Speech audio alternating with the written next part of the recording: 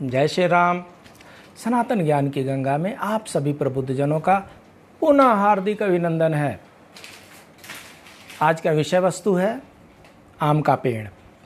बड़े ध्यान से सुनते हैं, सबके काम का चीज़ है। एक बड़े ही न्यायप्रिय राजा थे। अपनी प्रजा का दुख दर्द में बराबर काम आया करते थे। प्रजा भी उनका बहुत सम्मान किया करती थी। एक दिन राजा वेश बदल करके अपने राज्य में घूमने के लिए निकल गए।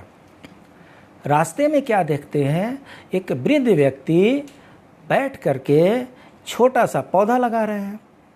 उत्सुकता बस राजा भी वहाँ पर चले जाते हैं और देखते हैं कि ये वृद्ध व्यक्ति कर क्या रहे हैं, और उस वृद्ध व्यक्ति से पूछते हैं, आप किस चीज़ का पौधा लगा रहे हैं।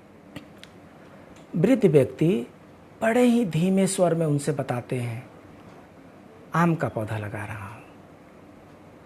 राजा को बड़ा आश्चर्य होता है।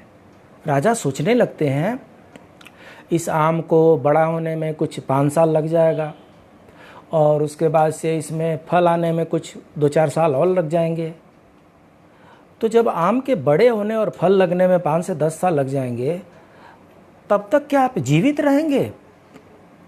और तब तक क्या आप इसके फल का भक्षण कर सकते हैं, इसका भोग कर सकते हैं? फिर ये पौधा क्यों लगा रहे हैं?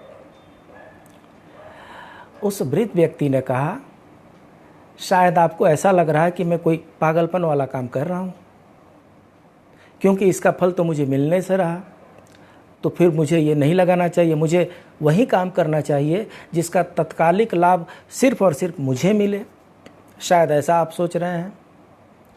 अगर आप ऐसा सोच रहे हैं तो इससे पहले ये भी जान लीजिए कि ये वृद्ध व्यक्ति बचपन से लेकर के बूढ़ा होने तक अपने पूर्वजों के लगाए हुए वृक्षों से कितने फल का भक्षण किया है। अपने बूढ़े लोगों से, अपने पूर्वजों से, अपने गांव वालों से, अपने समाज वालों के लगाए हुए बाग बगीचों में कितना आनंद उठाया है। तो जब मैं अपने पूर्वजों के बाग बगीचों से आनंद उठा सकता हूँ, उनके फलों का भक्षण कर सकता हूँ, उनका स्वाद चख सकता हूँ, तो मैं अपनी आने वाली पीढ़ी के लिए नहीं लगा सकता क्या? कौन लगाएगा? मैं अपना एक कर्ज उतार रहा हूँ जो मेरे पूर्वज मुझे दे करके गए। मैं अपनी अगली पीढ़ी को भी एक पेड़ दे करके जा रहा हूँ।